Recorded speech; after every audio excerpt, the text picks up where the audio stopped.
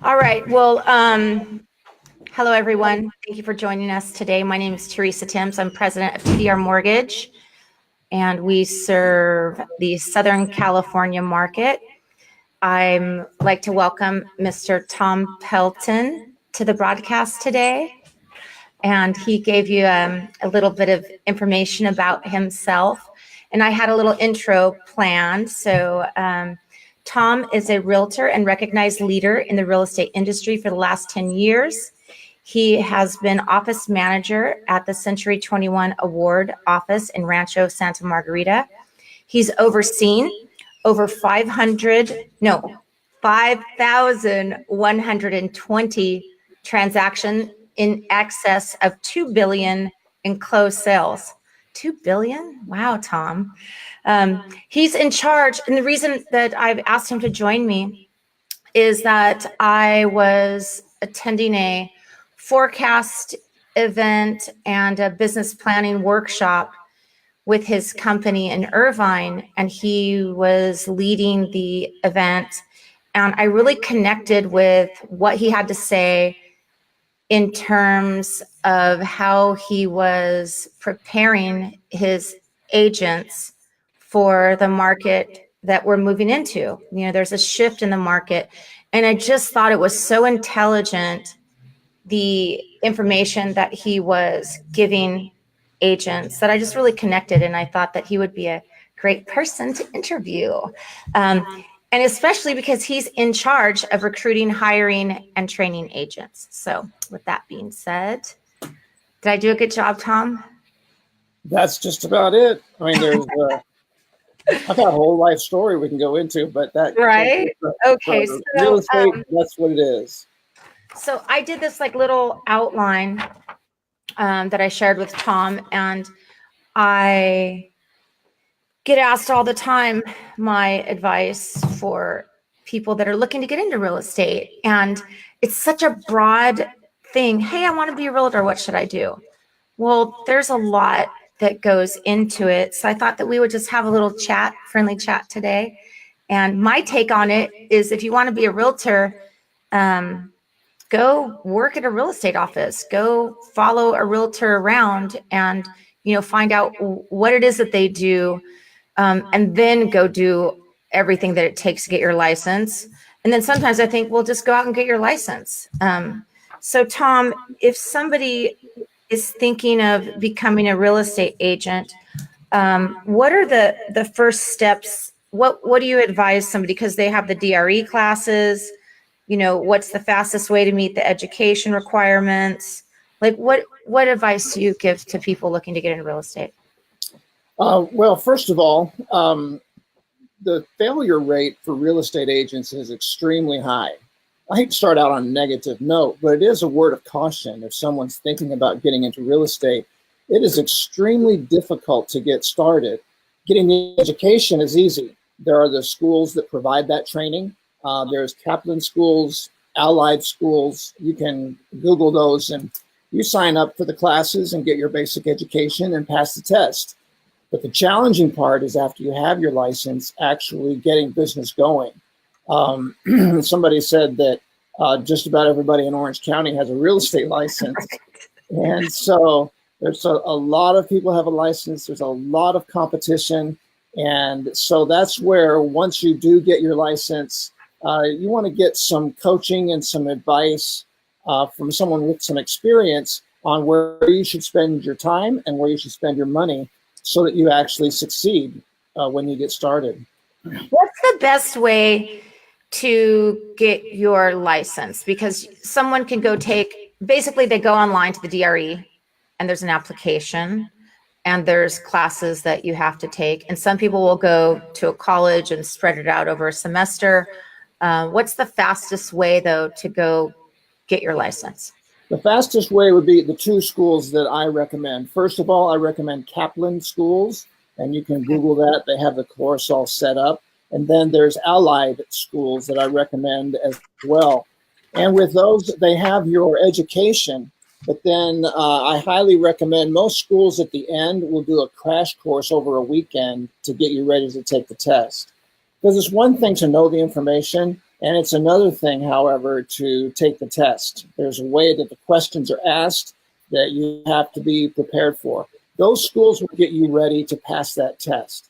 And usually they advertise what their success rate is. And it's going to be around 95, 98% success rate if you go through their class and if you take the crash course to prepare you to take the test. So there's no real benefit. I know me personally, I wanted to learn. So I took classes at a college. So I've stretched it out over many months. And what I realized was I didn't learn anything in those classes because much of what's on the real estate exam, unfortunately, is not relative or practical to what we do. I think it'd be great if they tested you and you were actually able to learn contracts, negotiation, a lot of other things that we do. But it's really take the quickest route of education and take the test and just get licensed, right? Right. Your education, getting ready to take the test, isn't going to serve you well in real estate at all. It's really just an education to help you understand how to pass the test.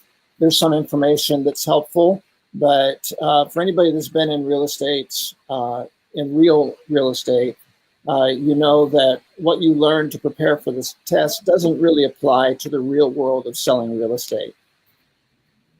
Yeah, what is that one? The townships and the squares and that. I'm like, when are we ever going to use that? But okay, enough about that. So let's say I want to get my license and I'm going to go take the classes or whatever. Could I have it in 3 months, my license, or is it like a 6 months process? No, it's just 3 or 4 months. Okay. And each of the schools, they'll tell you right up front how long it takes to take the classes. And of course, there are tests that they give along the way for you to pass the classes. And it's all geared towards getting you to the test and passing the test.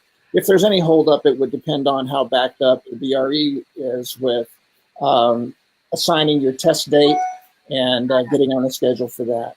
How much do you think it costs? I mean, you have to pay for the education. What is that, like $200 or $300? Yeah, so education, probably you should plan for about $500, maybe $1,000 for your education. So there's that expense as far as just getting your license. Mm-hmm. And then once you get ready to get started in selling, it kind of depends on how much marketing you're going to do. When you first get started in real estate, I always tell agents there are 2 resources that you have to spend. One is your time and the other is your money. When you're getting started in real estate, you're better off spending more time and not money. Right. And then spending money once your business is up and going. But getting started in real estate and how fast it takes you to get up and going has a lot to do with how large your sphere of influence is. Because your initial business is going to come from people that know you, like you, trust you. And that would be your sphere of influence and people that know you well. So that's one of the next things in my list. Who's best suited? You said that really a lot of people don't make it. It seems so easy and glamorous, and you just go out there and you show up and show a house, and the people move in, and you make a $50,000 commission. It looks fantastic and easy. But the reality is it's really super hard, and you are going to be up for a lot of disappointment, a lot of no's, and there's just a lot of stuff to learn. Who is best suited? Like, what personality types are best suited for a career as a realtor? Well, all the personality types work. You can have someone who is an extrovert, and of course they use that to connect with people and talk to a lot of people. You have someone who's an introvert, who their approach is a more thoughtful one, and being a closer, intimate advisor with somebody. So all the different personality types work. You just kind of design your business, your career around your personality style. Okay. But the thing about it is a technology-based business. So you need to be able to pick up on the technology quickly. Also, it's really a job of helping people make big decisions. So if you have a background in business where you've helped people make financial decisions, and then that's really the core of what your job is about, is providing people with the information and everything that's involved in equipping them and preparing them to make a good, sound decision. And then it's a marketing job. On the listing side, you're marketing your listings. In real estate in general, you're marketing yourself. And so that's where it starts, is understand the technology. You're deciding on your style of reaching out to people, connecting with people, Okay. and then marketing properties and marketing yourself. So somebody, I could see that fit or that connection, somebody having a pretty smooth transition into real estate. What about somebody that, maybe they didn't go to college, or they don't have a business background, or maybe they're younger, they're just kind of starting out and they thought, hey, school's not for me. I want to go into real estate. What are those people up against? They're going to have, in my opinion, is that someone like that, they're just going to have to do a lot more education, not just in real estate, but overall. Or what are the chances of someone? Real estate is a business where life experience pays off. And that's a good way to put it. But if you're younger and you don't have that life experience, then sometimes it's a good idea to team up with someone who does. Okay. You can look at yourself and decide what your strengths and weaknesses are. Okay. Definitely go with your strengths. But there are all different kinds of ways for people to team up in real estate, whether it's just teaming up to focus on a particular farm and a partnership for that, or whether it's to join a team, or lots of different ways to team up. If you've got something that you feel like is a real hindrance, then you would cover that by working with someone who can help you with that. How do you, Tom, a person that's newly licensed, I feel like that's hey, I've got my license, now what? So, what company do I go work for? What area do I work in? What sales prices do I target? I feel like that's a big disconnect for a lot of people just starting out, that they find the right company or the right fit to get proper training. And do companies do a lot of training anymore? Like take a brand new person and like train them from the ground up? Yeah, so I always tell agents when they get their license to interview at several different companies. Okay. And I think the sales manager is critical. Just to find a sales manager who's very committed to the agents. In selling real estate, you can succeed if you're able to show people that you have their best interest at heart. And I think that's what you look for in a company, and an office manager is somebody who you can tell they're not there just to take advantage of agents or to make a buck, but that can take a specific and individual interest in you and put your best interests at heart. Different offices, different companies have different identities. So there's some brands that are better in the higher end. And so if you're targeting a high end, you want a brand, and brands become more important. So like you're from a real estate family, and your wife, Paula, works for Coldwell Banker Luxury in Newport Beach area. Yeah, so she's in Newport Beach. So she's with that company because they're strong in that particular market. Okay, so you first kind of have to identify your market, where you see yourself, where you want to work, and then go interview with a handful of companies. Right, and then I just mentioned Coldwell Banker. They're strong in that particular. They may not be strong in another market area. Got it. And then there are places where, for example, Century 21 would be a better choice because of their position in the marketplace. And then you have to, like any company, it's different in each location. Every office is different. Every office manager is different.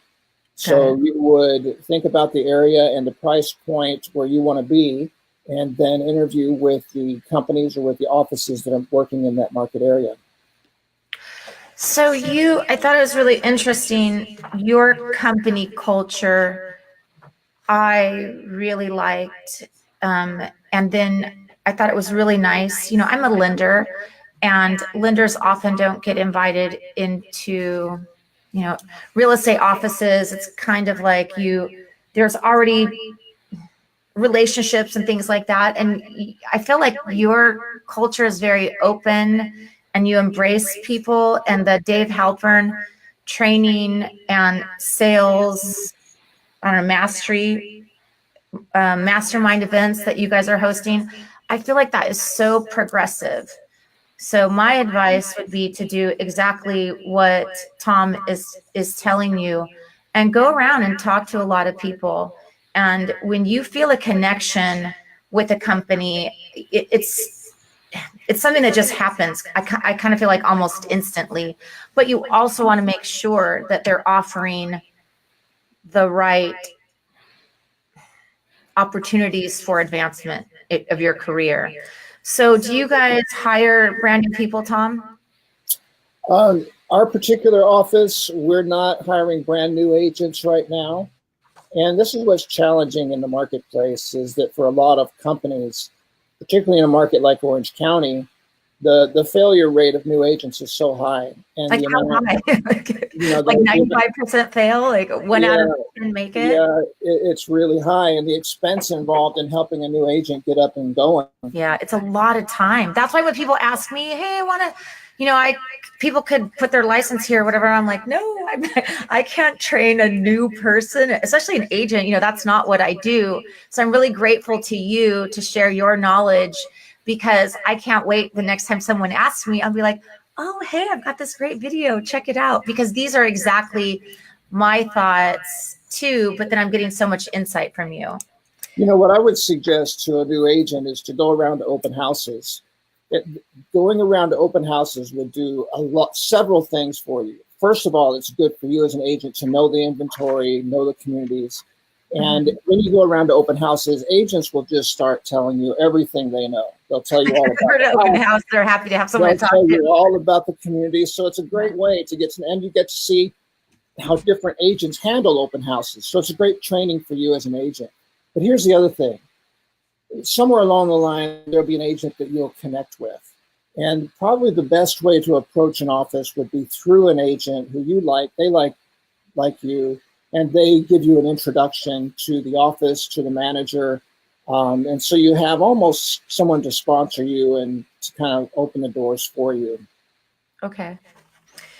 Okay, so we talked about the company, talked about the training. You touched on something. So should I work alone or join a team?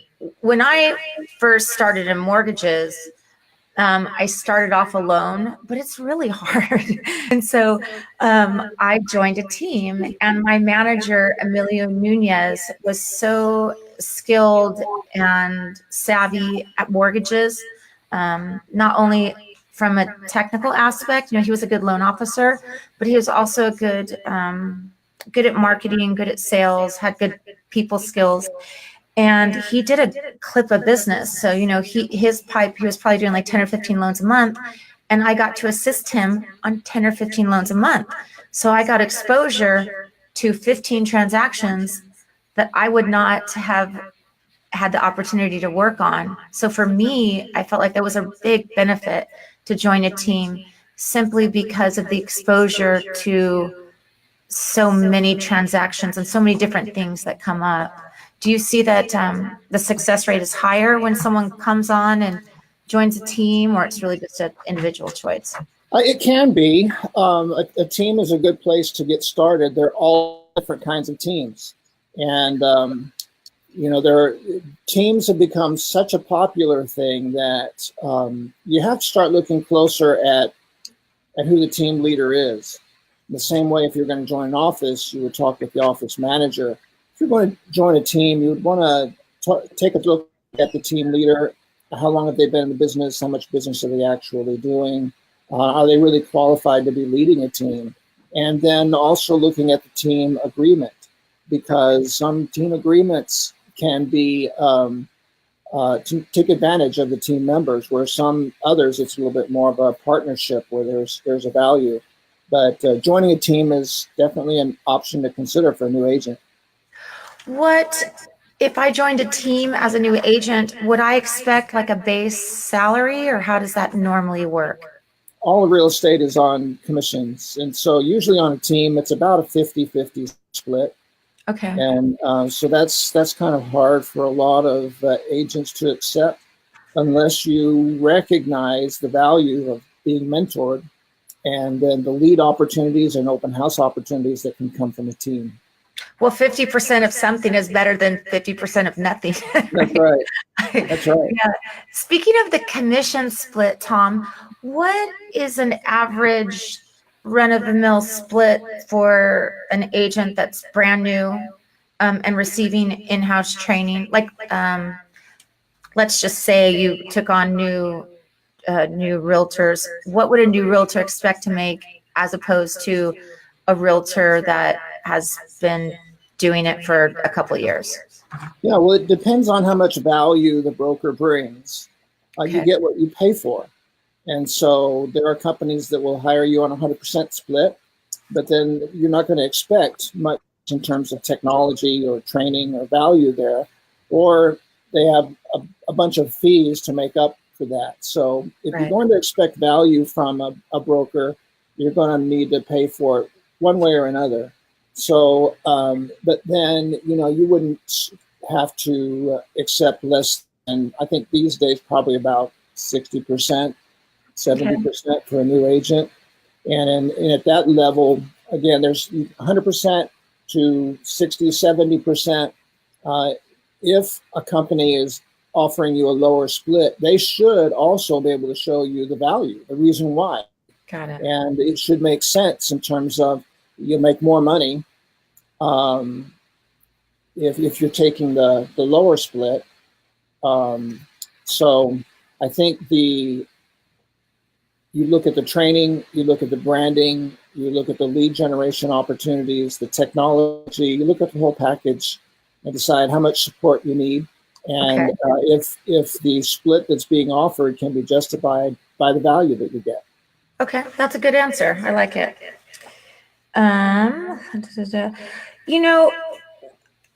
Okay, I have my license. I'm with a real estate company that I like, and they offer training and all that good stuff. But is there additional education that I can pursue to become better, offer more information and insight to my clients?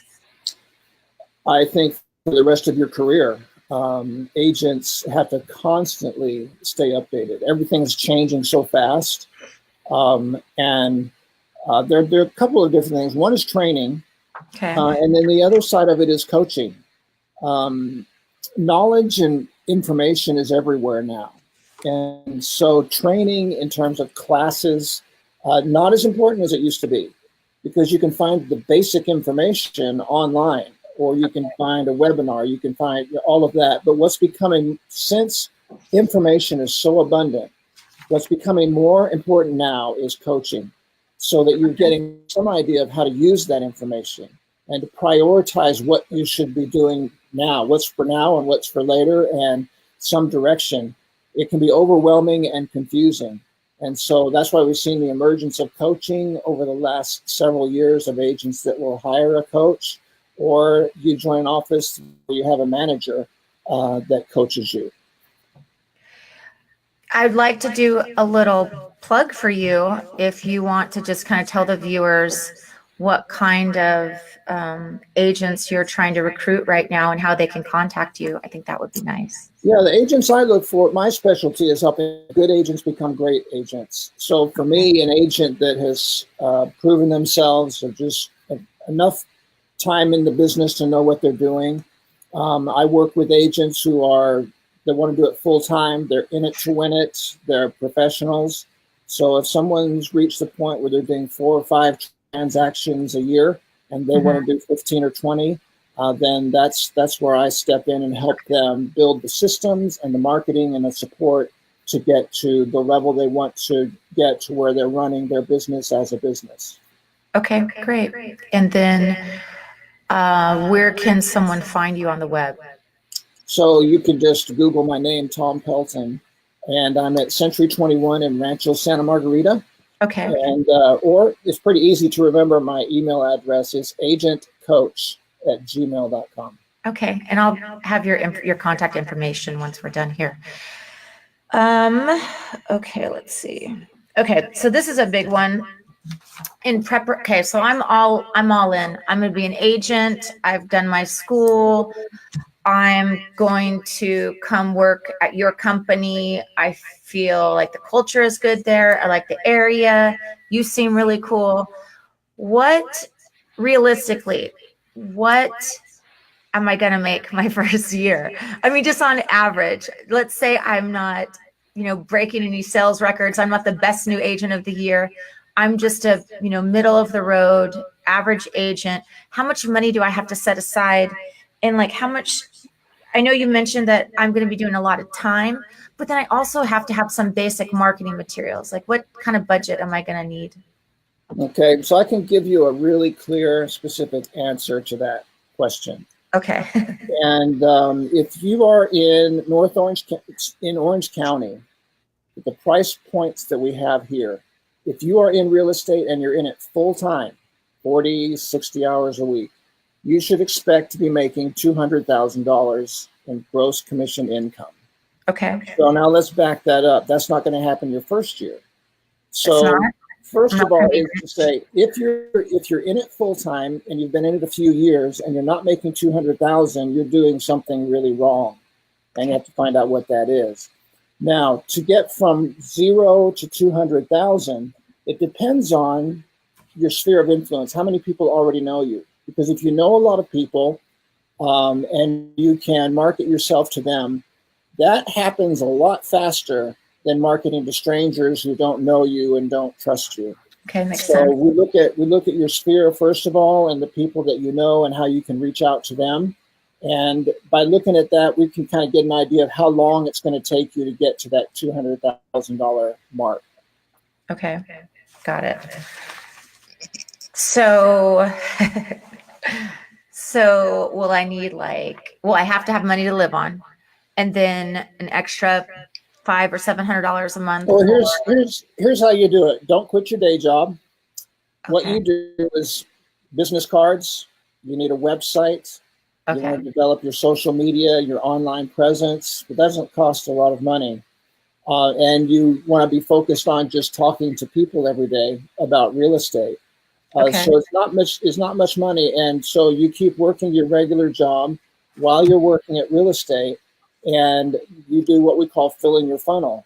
So you're talking to people, and you get several months of momentum behind you, and you'll know when it's time to quit your day job, because you'll have 2 or 3 transactions going on. You'll see what you have in your funnel, and you'll know that things are going to go well for you. So that's usually the process. Okay. Keep doing what you're doing, start building your business, and it'll build to the point where you'll know when it's time to make the jump. So that was my last bullet point on my list is, can I do this part-time? Would you suggest that? So it sounds like that is a practical transition so that you have money to live, but this is something that you can do part-time on the side. It's as a transition, yes, to help you get started. But I think anybody that goes into, you should plan on becoming full-time in real estate.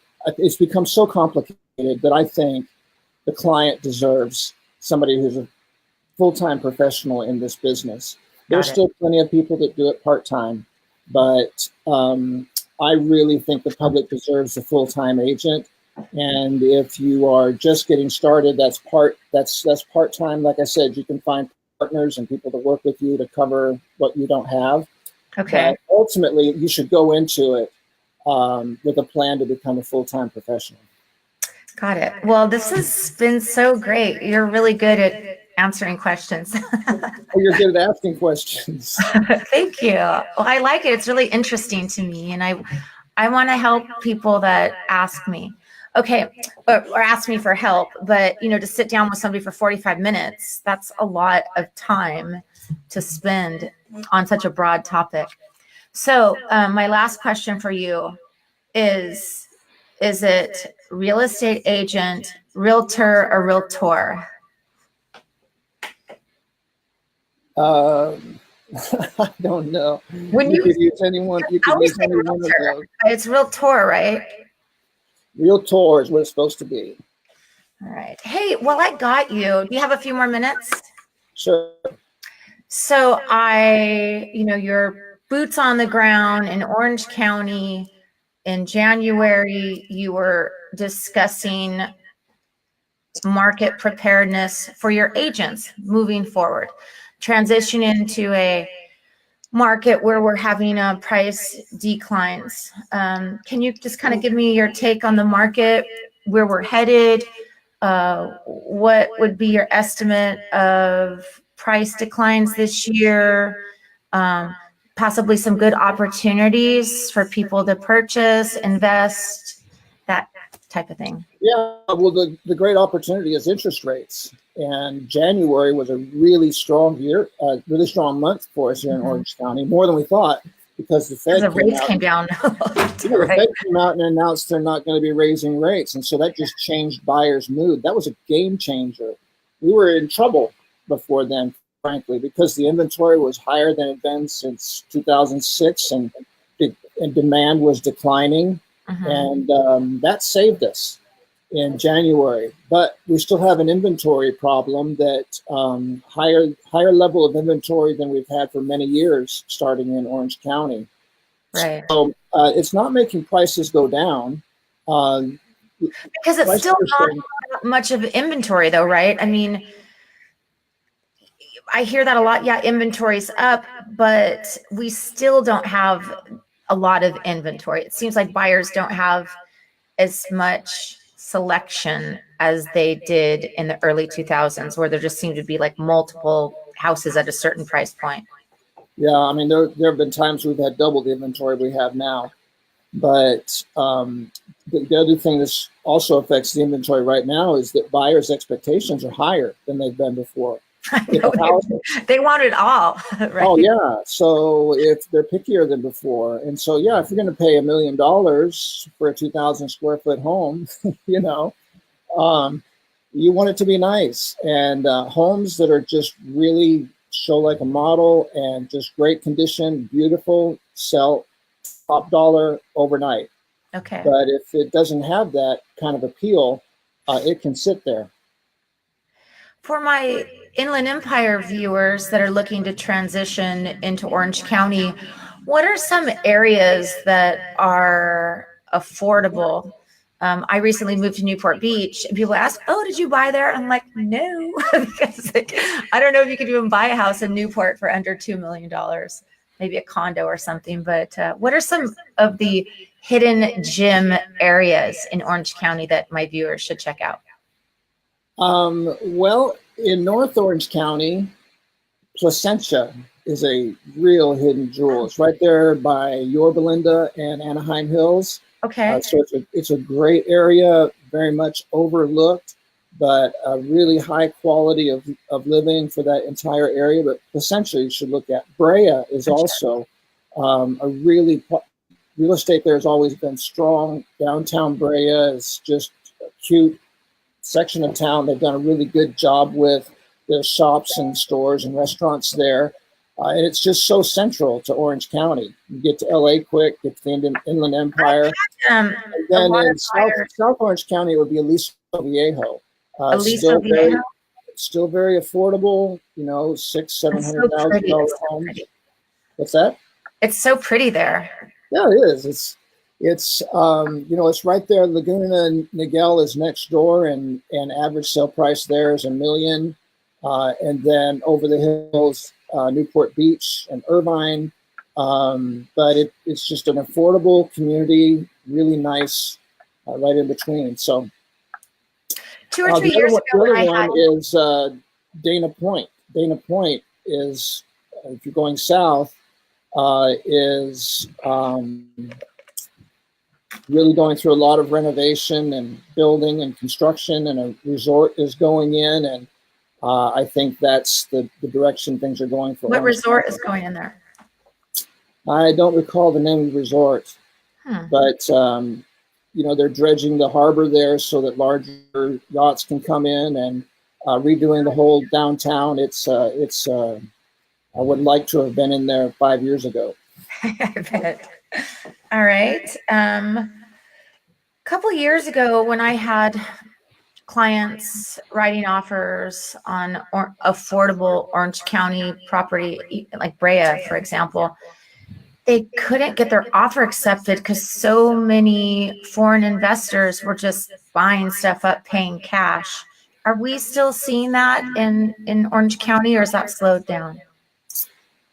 Yes, we are. We put a house on the market in Yorba Linda a couple weeks ago, and probably half the people that came through the open house were Chinese, and we had 2 or 3 offers from Chinese buyers. And so still very strong international buying. Mm-hmm. You think about, well, you mentioned Newport Beach, for example. You could be looking at a $10,000, $20,000 a month payment. And I know for us, I would rather buy properties in other places and put in tenants, Right. than have to struggle with a huge monthly payment. Right. But then people coming in from other countries are coming in with all cash. I think in China in particular, they're starting to change some of the laws there to keep people from buying unoccupied properties. Well, I thought that it had slowed down 6 months ago or something because of some exchange issue where when they were taking money out of the country, it was being heavily taxed. So I thought that had slowed down considerably, but it sounds all it did was keep it from increasing as it had been.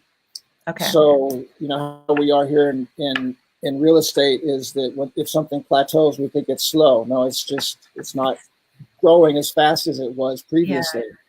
But, I'm enjoying this normal market that we've had this last year. It's really delightful that, you're dealing with just normal people, normal sellers, normal buyers, and you can negotiate an offer, and people are still a little skittish, but when it makes sense, it makes sense. And it's an easy thing to see. And what I want to impart on my viewers is that home ownership is the number one way to true wealth. And so at TDR Mortgage, my goal is to help you get that first mortgage, keep that house, get another one, keep that house, get another one. It doesn't always work out that way though, Tom, right? I mean, sometimes you have to sell your property to do that move up purchase. Are you someone that helps people with investment property purchases? Yes, of course. And when you think about trying to time the market, it's always going to go up eventually. Right. Sometimes it just depends on how long you're going to hold a property. Got it. And there are certain markets where if you want to flip houses, it may not be the best time to flip because the market's not going up that fast. Right. But it means you buy something, hold it for 5 years, and then I like to tell people never sell real estate, just buy it, right, and let it continue to grow. Right. Well, especially when you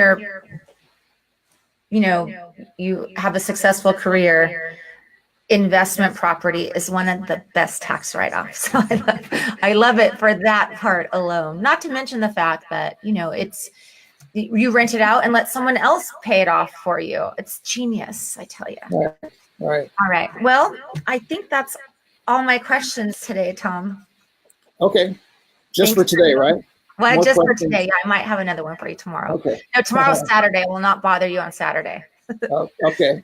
All right. Well, everybody, thank you for joining us. We sure do appreciate your time today. And if you're thinking of buying or selling in Southern California, think of me, Teresa Tims, the SoCal Loan Pro, and you can find me on the web. And of course, Mr. Tom Pelton, reach out to him for a career in real estate if you're looking to next level your career. Right, Tom? That's right. Okay. Y'all have a good day. Bye, Tom. Bye.